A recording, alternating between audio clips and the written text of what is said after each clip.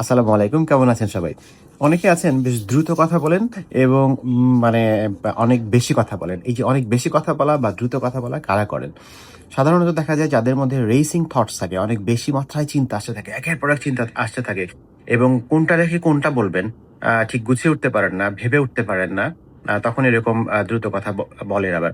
আবার অনেকে আছেন যে মনে করেন যে দ্রুত না বললে আমি শেষ করতে পারব না এবং মাঝখানে কেউ থামিয়ে দিতে পারে। এইজন্য থামিয়ে দিলে পুরোটা কমপ্লিট হবে না, সে কারণে দ্রুত বলেন। আবার অনেকে বলেন যে মনে করেন যে মানে খুব বেশি উদ্বেগের মধ্যে যারা ভুগেন, তাদের এরকম হয় যে মানে আমরা বলি যে ফাইট অর ফ্লাইট মোডে। মানে দ্রুত বলো নাইলে ভুলে যাবে। মানে তাড়াতাড়ি বলতে হবে।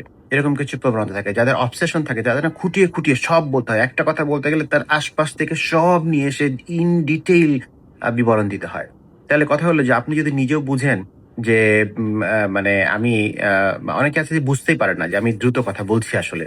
এইজন্য বলছি এটা বোঝার জন্য মানে যেটা ১ম এই করতে হবে যে মানে ভ্যালিডেশন অনেকে ভ্যালিডেশন চান যে আমি দ্রুত সব না বলতে পারলে আমাকে গুরুত্ব দিবেন। আসলে বিষয়টা তা না। আপনাকে বুঝতে হবে যে আপনি কতটুকু বলবেন জিস্ট আগে বুঝতে হবে। আপনার মূল বক্তব্য কি, অবজেক্টিভ কি, লক্ষ্য কি? আপনি কোন বিষয়ে কথা বলতে চান? কোন অংশটুকু তাকে বোঝাতে চান? আপনার সামনে যিনি বসে আছেন তাকে বোঝালে আপনার লক্ষ্য পরিষ্কার হবে, আপনার উদ্দেশ্য পরিষ্কার হবে। সেটাকে নির্ধারণ করুন এবং এরপরে যেটা করবেন সেটা হচ্ছে যে বাক্যের মাঝে, মাঝে একটু, একটু করে ব্রেক নিতে হবে। আপনি প্রতিটি বাক্যের মাঝখানে ২ সেকেন্ডের ব্রেক নেন এবং কথা বলার মাঝখানে, মাঝখানে একটু ধীরে, ধীরে শ্বাস নিয়ে তারপর আস্তে, আস্তে শ্বাস ছাড়বেন। মাঝখানে মানে ব্যাকগ্রাউন্ডে এই ব্রিথিং প্রসেসটা চলতে থাকবে। এরকম যদি করেন তাহলে দেখবেন যে আপনি আস্তে কথা বলতে পারছেন এবং সব গুছিয়ে বলতে পারছেন।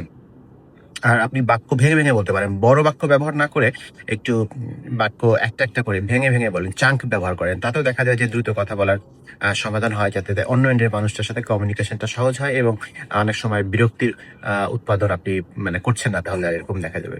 একটু eye to eye contact maintain করার চেষ্টা করবেন। চোখে চোখ রেখে কথা বললে না অনেক সময় দেখবেন কথা বলার গতি আপনা আপনি থেমে যায়।